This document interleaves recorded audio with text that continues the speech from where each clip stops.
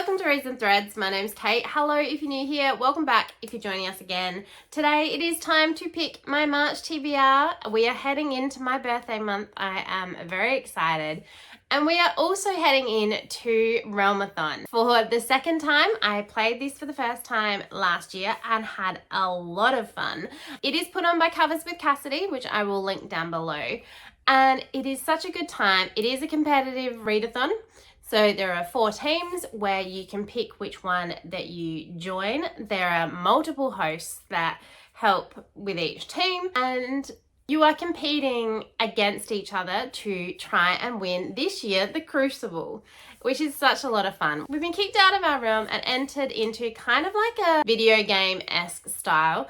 I have decided to join the Paladins. My hosts are Mel from Mel Lenore Reads and Daijah from Daijah's Book World. I mainly went with this because I was with Mel last year and did kind of like the idea of sticking with one of my same hosts, but I also actually liked their prompts the best from the 4 that were on offer. So the hosts get to pick 2 prompts that they add as well. So for the Paladins, we get an extra 10 positive or negative points if we read from an author that we've read from before, which for me, I tend to do that a fair bit. So I'm hoping that that will happen in March. And then we also get 10 extra positive or negative points if the book that we read contains a character that overcomes or fights for injustice. So I thought that they were going to be really good. Cassidy also gives you a extra prompt that gives you every team plus or minus 10 points if you are able to complete her prompt. And this year her prompt is a competition or trial setting. I read a lot of those books, absolutely love them. So I think that that's going to be fairly easy to hit as well. There is then a prompt bank of up to 30 prompts where you have positive and negative points. So the idea is once you've read a book to allocate at least 5 prompts to it, either all positive or all negative. And you are either attacking one of the other 3 teams to remove their XP points or hoarding points for your team to increase your XP. So the idea at the end of the readathon is to have the most XP. If you don't know what XP is, it's experience points. So very game orientated. Obviously, Cassidy does describe all this in a lot better detail than I have just managed to.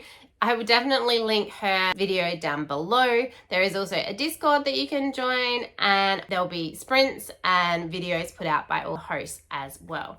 It was such a fun time last year, and the Discord even was fun. So each team gets their own group chat within the Discord, so you can talk to other people in your team. And I'm gonna kind of pick the books I want to read and just see which prompts fit with them. Obviously, we've still got my own game, Reach the Castle, to play, which we will be playing today. And then I'll just fit whatever I do reading to the prompts that are around and decide whether I am going to be attacking or defending, depending on the book and how well the prompts fit.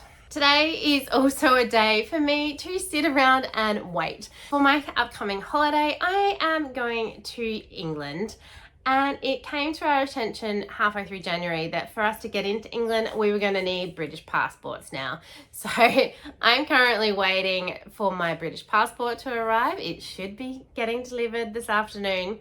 So FYI for any of those that want to go to England, have British parents. Even if you weren't born in England, you possibly need a British passport if you are planning on traveling. Good idea to look into it now. It's a little ambiguous.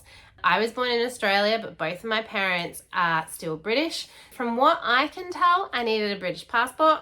Whether that is actually accurate, I'm not entirely sure, but I just thought better safe than sorry, and I have been approved for my British passport. So now I have no problems when we get there, then I will be let into the country. So that is super exciting, and I can't wait to just have it in my hands so that I know that we will be okay. That is my plans for the day, other than filming and then editing this vlog. Hopefully your day is looking great whenever you are watching this, but let's get into the roles. There are a lot of books that I plan to read in March, and I'm just super eager what the game is going to give us today. So let's find out.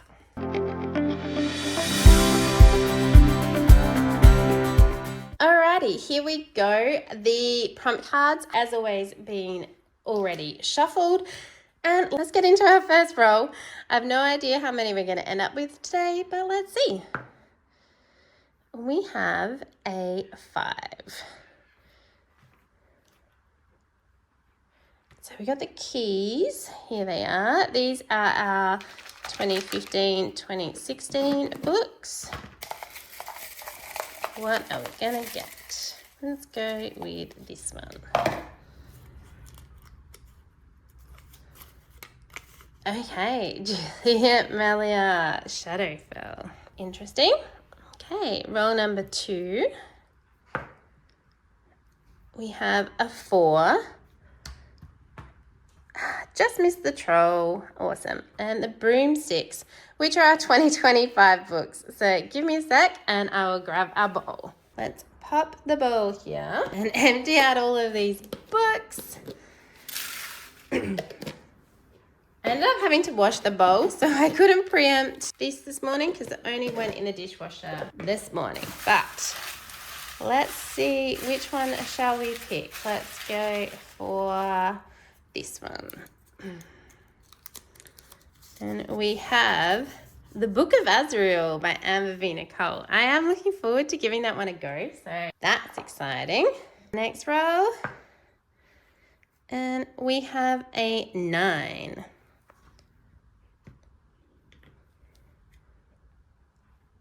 And we got our potion bottles. Where are they? So these are books that we added in 2024. Let's give that a shake. What one are we going to get today? Let's go with this one. Guild by Raven Kennedy. So far we are not getting any from authors I've read from before, but oh well, here we go. 3. 1, 2, 3. That lands us on the crowns. These are our 2018 books. Let's go for this one. We got A Cast of Stones. Interesting. Next row. We got a 1. So that gives us our first prompt card, which is awesome. I was beginning to think we weren't going to get one. A book set in a place you've never been. That's fairly easy with a fantasy book. I've never probably been to many of them. Let's go again. 2, which is our witch's hats. So these are ones that are added in over a number of years. There were a fair few years I didn't add very many to my want to read list. Go for this one. Pathfinder's Way. We are getting some very interesting books. Okay, again. We got a 10. And we got our bow and arrows, which are all the way over in the top over here. These are our 2012 books. These are a bit of a mix-up. Got a lot of books and all from authors I have never tried before. This one I have. So we've got Nora Roberts, River's End. Hopefully we have better luck with that one than the last couple. This could be our last roll potentially. 5. And it is. We have reached the castle. So that is our free pick and that is our gameplay. I will meet you back in the library and we'll go over all these books. We are back in the library. That game went interesting. Was it overly cruel to me? No. I have, I think, about 7, maybe 8 books to add to my TBR. Were they books from authors that I've read from before, which would help me with Realmathon? No. We've got 1 book from an author I've read from before, but that is okay. We will make do. Hopefully they have a lot of injustice that the character has to overcome, or even a few trials so that we can get the points from Cassidy. We'll find out as we go. Let's go through these books because there are a fair few that I need to get done. March is also the last month that I have to complete our fantasy bingo put on by Reddit. I have 4, possibly 5 books that I need to complete for that, which I have hopefully integrated most of them into my TBR already, into the roles where I have been able to add a few little extras. So we'll see how we go. We'll run through it all. By the end, I think I'm going to end up with a fairly extensive TBR. Am I likely to be able to finish it all? Probably not. Did I successfully complete my February TBR? No. I think I have 3 books that I still need to finish of my February TBR, and only like 3-4 days left of February to actually be able to get those done. So unless some miracle happens and they all arrive, one, I don't even have, my copy hasn't arrived yet. I do have a couple of books that I need to unbox for you all, which I will film next. But I don't know if one of them is the book that I actually need. I'm not entirely sure what's in that box, so we could find that out together at least. So keep an eye out for that video. That'll be a short one. There's only the 2 boxes. I do possibly have one more in transit, but I need to look into what it actually is. So that will be next after this video. Anyway, I am gabbing. I have been not that great the last few days. I do have a drink now, so apologies if you hear me coughing or anything. I know I sound a bit stuffed up and nasally, so hopefully that's not too annoying for you, and you will forgive me if I can't edit some of it out. So a lot of the books that we did end up getting in our game, I don't have physical copies of at the moment, and a lot of them I will probably be reading via my library app, Libby. I have been able to find most of them, if not straight away, within the next couple of weeks, which is going to work out really well. Let's run through the rolls. So first up, we rolled a 5 and we landed on our keys. These are books that I added to my TBR in 2015-2016, and we pulled out Shadowfell by Julia Morelia.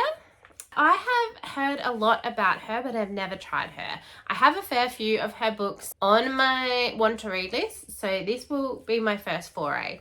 If she ends up being an author that I don't mesh well with, I have heard her writing is fairly lyrical, so I don't know if that is necessarily the case.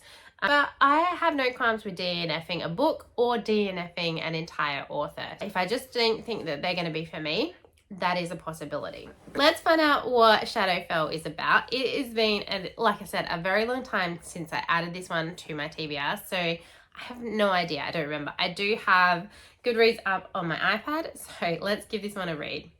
16-year-old Neren is alone in the land of Alban, where an oppressive king has ordered anyone with magical strengths captured and brought before him.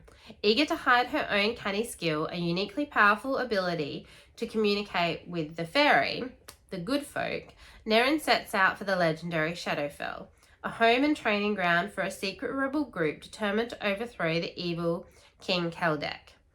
During her dangerous journey, she receives aid from the good folk, who tell her she must pass a series of tests in order to recognize her full potential.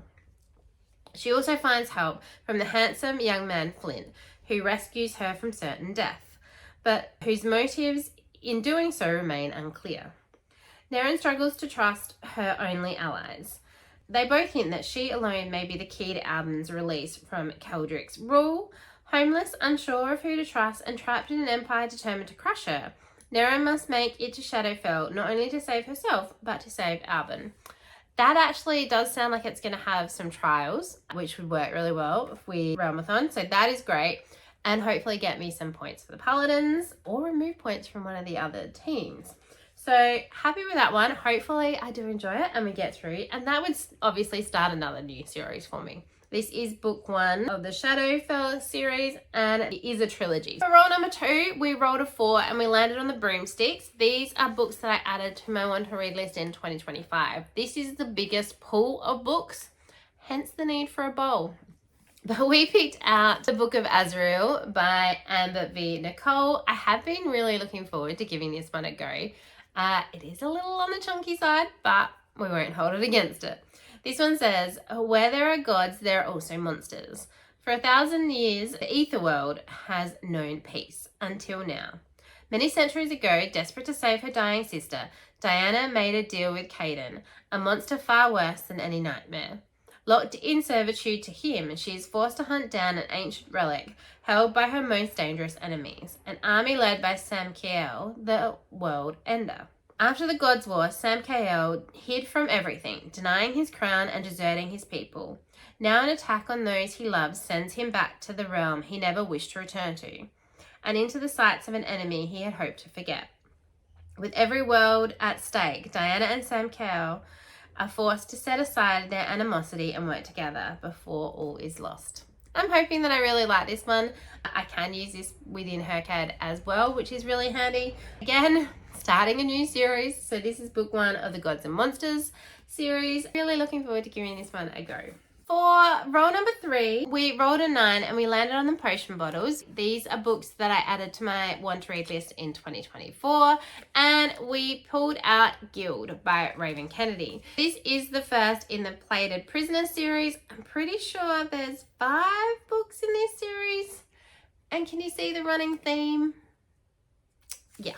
Anyway, this one is a King Midas retelling. I'm not entirely sure how I'm going to go with this, but I do have ebook copies on my Apple of all of this series already, so hopefully I'll like it. But this one says, the Fae abandoned this world to us, and the ones with power rule. Gold, gold floors, gold walls, gold furniture, gold clothes. In Highbell, in the castle built into the frozen mountains, everything is made of gold. Even me, King Midas rescued me, dug me out of the slums and placed me on a pedestal. I'm called his precious, his favored. I'm the woman he gold touched to show everyone that I belong to him, to show how powerful he is. He gave me protection and I gave him my heart. And even though I don't leave the confines of the palace, I'm safe. Until war comes to the kingdom and a deal is struck. Suddenly my trust is broken, my love is challenged, and I realize that everything I thought I knew about Midas might be wrong. Because these bars I'm kept in no longer matter how gilded, are still just a cage. But the monsters on the other side might make me wish I'd never left. The myth of King Midas reimagined. This compelling adult fantasy series is as addictive as it is unexpected. So that does sound interesting. Like I said, I'm not entirely sure how I'll go with this one. I have heard good things about this series, so I was eager to give it a go, but we'll see how we do go. Okay, for roll number 4, we rolled a 3 and we landed on the Crowns, which are books that I added in 2018, and we pulled out A Cast of Stones by Patrick W. Carr. Again, another new author for me, another series beginning, of course. So this one is a trilogy. One of my friends has read it, so there is that. That's probably where I saw it, or maybe I picked it up at work. Some of these, I have no idea where I originally found them. But anyway, let's find out what this one is about. The fate of the kingdom awaits the Cast of Stones. In the backwater village of Callowford, roustabout Errol Stone is enlisted by a church messenger arriving with urgent missives for the hermit priest in the hills. Eager for coin, Errol agrees to what he thinks will be an easy task, but soon finds himself hunted by deadly assassins, forced to flee with the priest and a small band of travellers. Errol soon learned he's joined a quest that could change the fate of his kingdom. Protected for millennia by the heirs of the first king, the kingdom's dynasty nears its end and the selection of the new king begins. But in secret and shadow, as danger mounts, Errol must leave behind the stains and griefs of the past, learn to fight and discover who is hunting him and his companions, and how far they will go to stop the reading of the stones. Hopefully, I will enjoy it. Like I said, no idea where I saw this one, how I came across it. It must have been possibly my friend Liz reading it and then me seeing. I'm not entirely sure, but that is our 4th book. For roll number 5, we rolled a 1 and we got a prompt card. Thank God. I don't know that I want to play a game where we don't get a prompt card. I really do love them. But we did get a book set in a place you have never been. So I did and a little bit about this one. And pretty much any fantasy world I haven't been to, but it obviously then can't be a second in a series or anything like that. So I have gone fairly smart for this one, hopefully. And I'm going to pop on Power and Majesty by Tansy Rayner Roberts. So this one, I have replaced my Hidden Gem Square on Our Fantasy Bingo. The book that I originally put there didn't work out for me. So I'm hoping I have better luck with this one. This one I do obviously physically own. I've had it for a fair while and just never given it a try.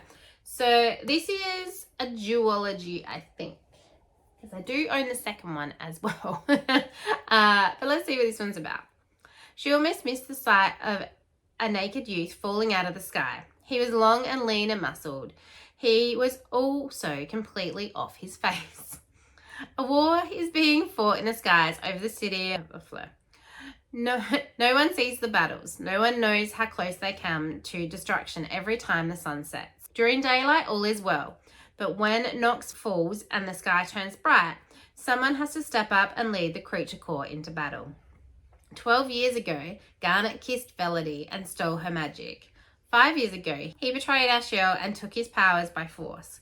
But now the creature core is at a crossroads. They need a power and majesty who won't give up or lose themselves in madness. Hopefully, I know one of my other friends has read from Tansy Rayner Roberts before, so keep your fingers crossed for me. For roll 6, we rolled a 2 and we landed on our witch's hats. Now, this is a fairly large range of years of when I added books, because there was a period of about 5 or 6 years where I didn't really add very many at all. So we pulled out Pathfinder's Way by T.A. White.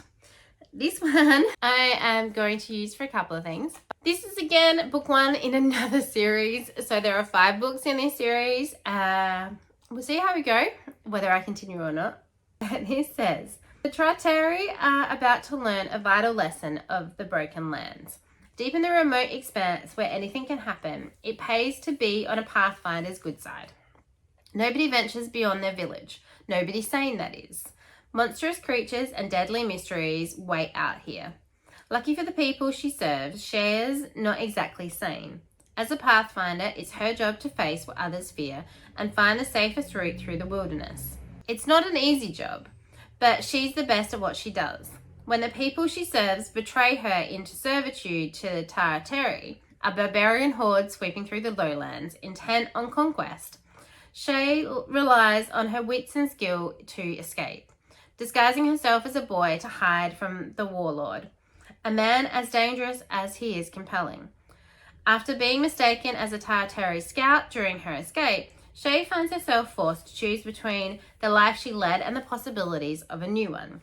Her decision might mean the difference between life or death, for danger looms on the horizon and a partnership with the warlord may be the only thing preventing the destruction of everything she holds dear. Hopefully that one is good, because I am also going to use it for my adventures in Eldia prompt for this month. So in March for this month, we are moving to 3D and we need to match the sundial. It says, make sure your watch is aligned with the sundial, and we need to read a book with a sun or clock on the cover.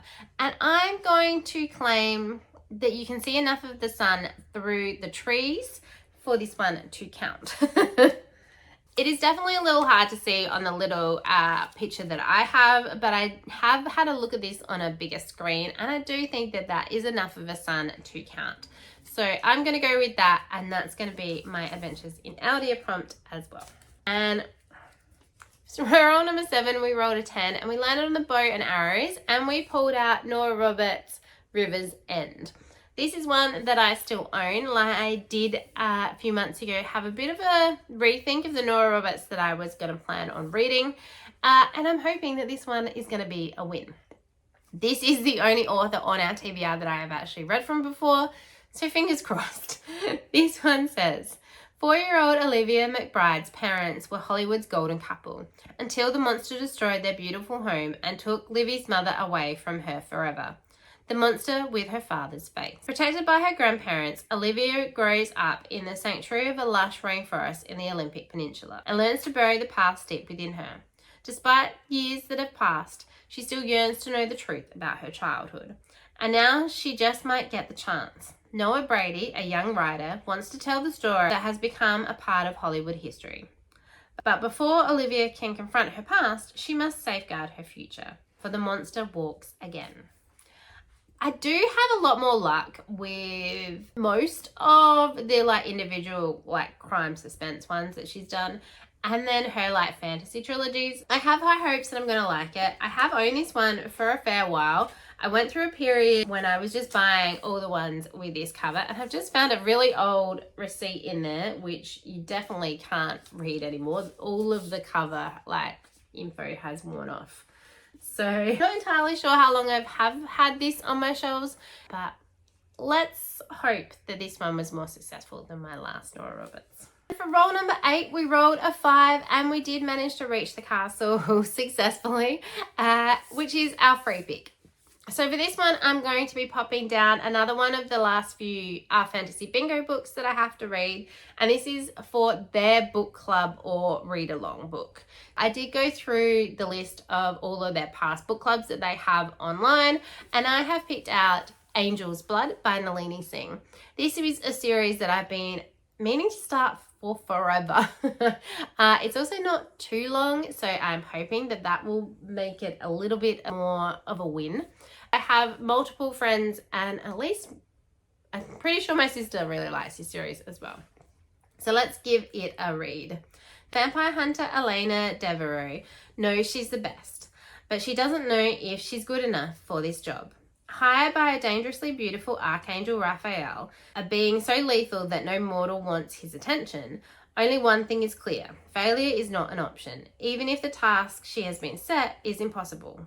Because this time it's not a wayward vamp she has to track, it's an archangel gone bad. The job will put Elena in the midst of a killing spree like no other and pull her to the razor's edge of passion.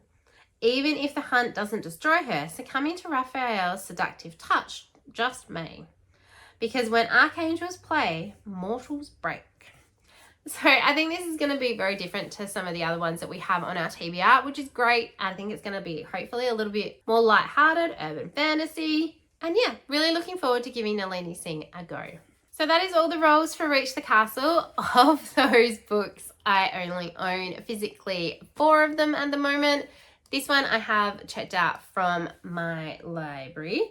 That, however, is not the end of our TBR. As always, there are more that I have to add. So let's get into it. For my In Real Life book club, The Book Hose, in March we will be reading The Binding by Bridget Collins. This is looking really old worldy classic. I'm hoping it's not that we've put it in fantasy at work, so fingers crossed. Anyway, this one says, Emmett Farmer is a binder's apprentice. His job is to handcraft beautiful books and within each to capture something unique and extraordinary, a memory. If you have something you want to forget or a secret to hide, he can bind it, and you will never have to remember the pain it caused. In a vault under his mentor's workshop, row upon row of books and secrets are meticulously stored and recorded. Then one day Emmett makes an astonishing discovery. One of the volumes has his name on it. Hopefully it's good. I think my friend Zach picked this one. And I'm pretty sure he said he had this whole range of books that he's had forever and hadn't gotten around to reading. So whenever it's his turn to pick the book, he's just randomly picking one of them.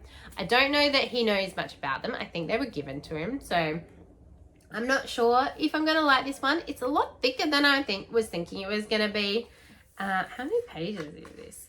So we're around a 500 page book. So it's like 490-ish. That will be interesting. I think I have until the end of March. So I've got to the 26th before our book club to get this one done, which is good because there's some others that will need to be done earlier in the month. For Buzzword, for the title prompt for March, we needed to read a book that had either this or that in the title. This one I have doubled up again with my Our Fantasy Bingo prompt. So for this prompt for Our Fantasy Bingo, it was high fashion. And I'm going to be reading This Woven Kingdom by Tahir Murphy. I've been really looking forward to getting to this one. And when I saw that this was the March prompt, I did end up slightly putting it off to read it this month. So hopefully it is good. This again is the first in a series. I think there is 4 books, maybe 5. I'm not even entirely sure. There was another one that was released recently. So I'm in it for the long haul, hopefully. Let's see. This one says, to all the world, Azea is a disposable servant, never to be known for who she really is, the long-lost heir of an ancient Jinn kingdom. She is hunted always, forced to hide in plain sight lest she expose herself to danger. Until one day she makes a mistake. The Crown Prince Cameron has heard the prophecies. He knows of the fearsome monsters promised to kill his king. Darkness is fast descending upon his empire, driving Cameron to desperately seek out its source. As he grows ever more suspicious of the servant girl with the strange eyes, the more he learns about her and the harder it is to turn away. Even if falling for someone like Alzir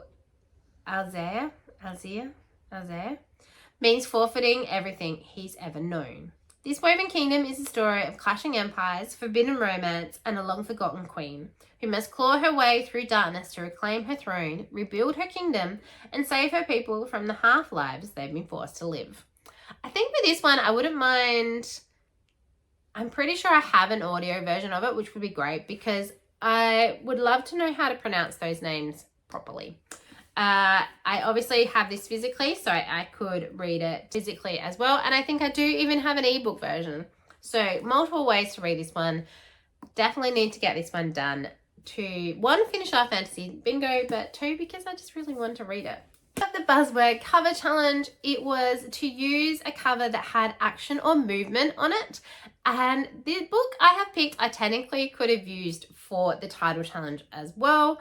But that's okay because I really do need to read this Woven Kingdom. But I'm going for book 7 in the Dungeon Crawler Carl series, This Inevitable Ruin by Matt Dinnerman. And there is definitely action on every cover that there is, whether you have the original indie versions, the audio version, or the newer versions that have been brought out. So no qualms on that front. I am super eager to see what happens. I have been listening to these on audio and absolutely loving my time. Jeff Hayes is so good at doing the narration. His voices just make it for me now. I do plan on buying hardback copies of these books as well, just so that I can have them if I ever wanted to dip my toes into reading these physically as well. But for now, I'm going to continue on with my audio run through and really looking forward to what is going to come up with Carl, Princess Donut, Bongo, and all of the rest of the gang. If you don't know what these ones are about, Carl is a man who is thrust into a kind of game situation. So Earth has been overtaken by aliens.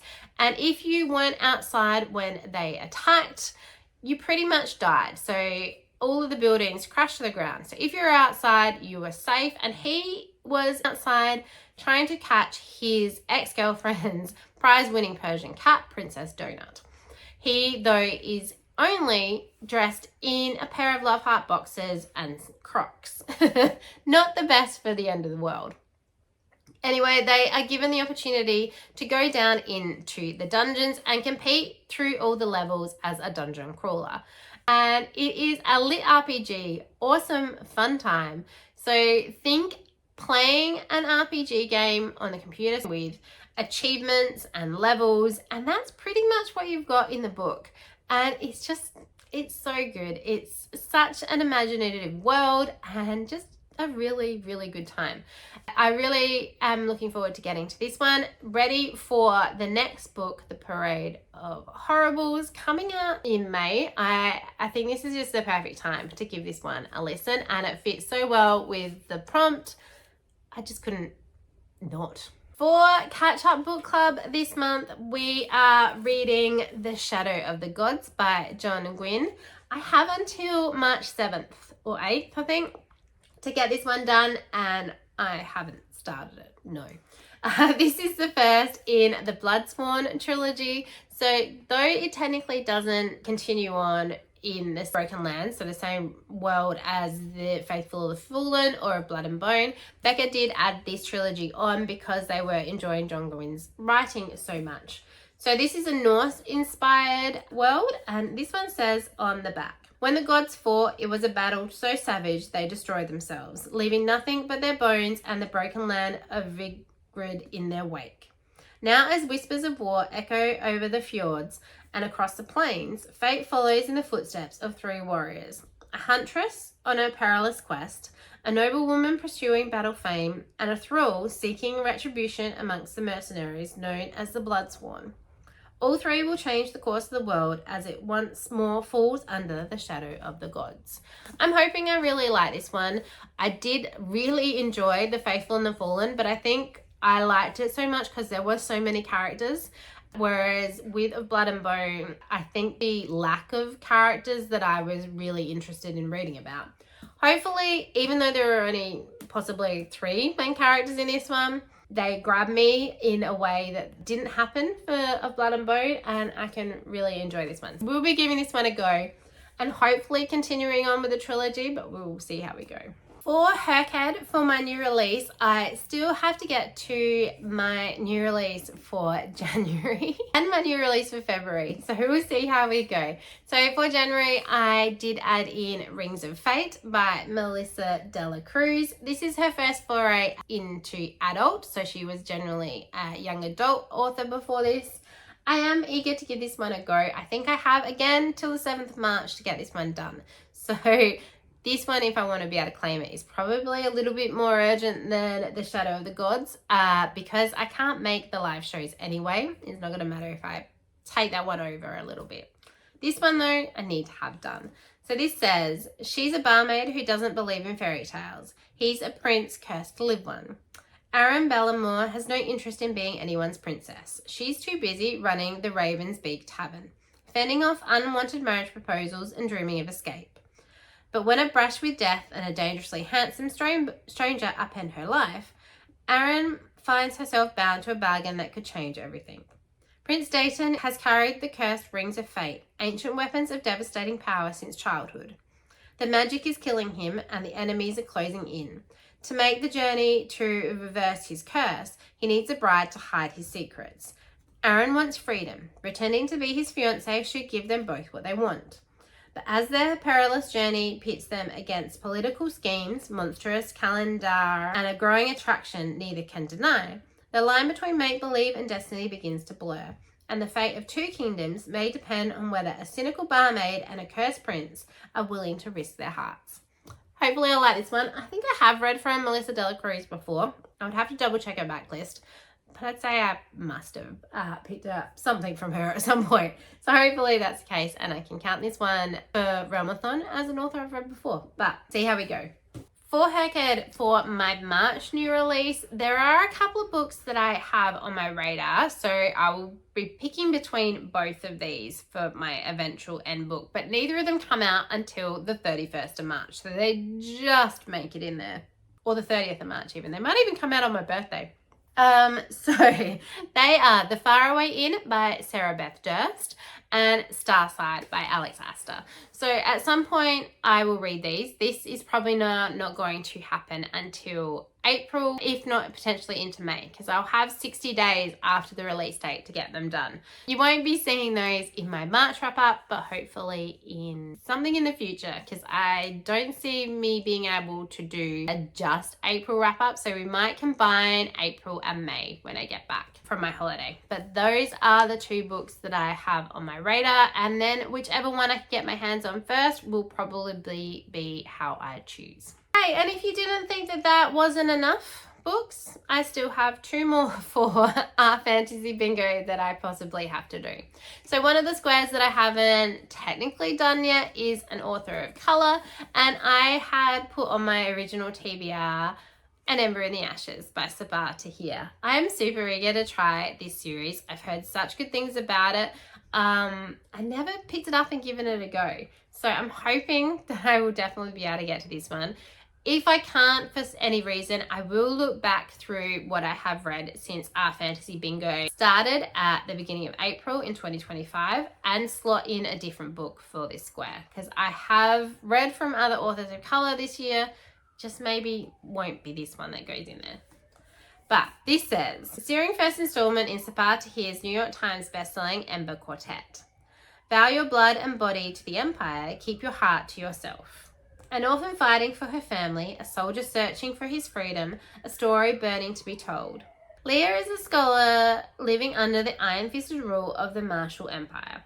When her brother is arrested in the dead of night for treason and her loved one slain, Leah must go undercover as a slave at the Empire's greatest military academy in exchange for assistance from those who claim that they can save her brother from execution. The Academy's finest soldier, Elias, is secretly the most unwilling. But before he can act on the desertion he plans in his heart, he's ordered to participate in a ruthless contest to choose the next martial emperor. When Leah and Elias's paths collide, they will find their destinies are inescapably intertwined, and their choices will rock the future of the very empire they fear. So I really do love this cover as well. This one I do own myself physically, and I think I do have an ebook version of it as well. The last one, I'm hoping that I haven't forgotten any. I don't think I have, but I forgot my book club book last month, so there's that. Okay, the last one that we will be adding is a book published in 2025 for our Fantasy Bingo. I'd originally planned when I did up my TBR to use Tears of the Wolf by Elizabeth Wheatley. I'm not sure why I picked this one, but that has just been the one that was slotted in for this spot the entire year. Again, the same with An Ember in the Ashes. There are a lot of other 2025 books that I have read, obviously, that aren't from authors that I've already used on the board that I could definitely put into this slot. So this is another one where if I don't get to it, it's fine. I have technically probably already filled that square anyway. But this one says, after the murder of her child, Brynn the Istavari wants nothing more than to escape the shackles of her birthright. As a sorceress and the last of the once great bloodline, many still seek to use her for their own schemes. Brynn will do anything for a chance of freedom, even if it means marrying an upstart warrior from the far north. Cynric needs a wife, but not just any wife, a sorceress. Having recently reclaimed his inheritance after a youth spent across the sea, a sorceress will bring security and legitimacy to his estranged homeland. A marriage gives both Brynn and Cynric what they want for now. In the far northern reaches lies a land ruled by pride and strict codes of honor. As Brynn and Cynric struggle to navigate the aftermath of their hasty union, they soon realize that rival factions within the kingdom are on the verge of war once again. Alone, they will be destroyed by the coming storm. Together, they might stand a chance.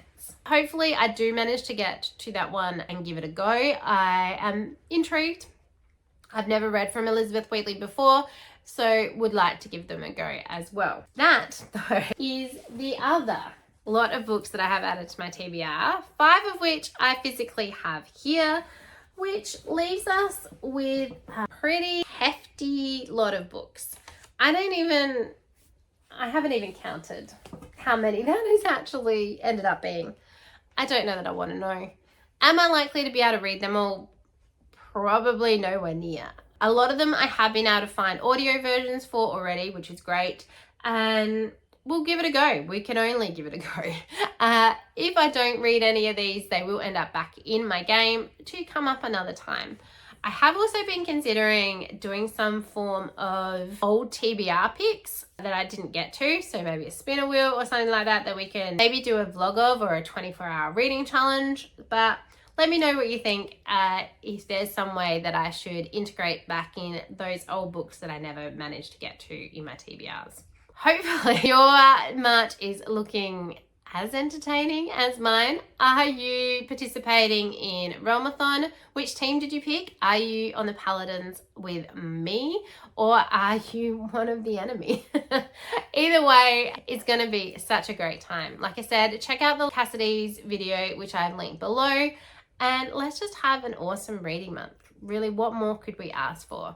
This is also the last month that I am going to be home before my trip, so I will hopefully be doing a fair bit of pre-filming, ready to get some videos out to you for the next 2 months while I'm away. But we'll see how we go. Thanks so much for joining me. If you haven't already, please do think about hitting that like button and also subscribing to see what else I have coming up next. As always, I have linked down below my Goodreads, my Storygraph, and my Instagram, so feel free to come and follow me over on any of those. And I hope that wherever you are having a really wonderful day. And I'll see you again. Bye.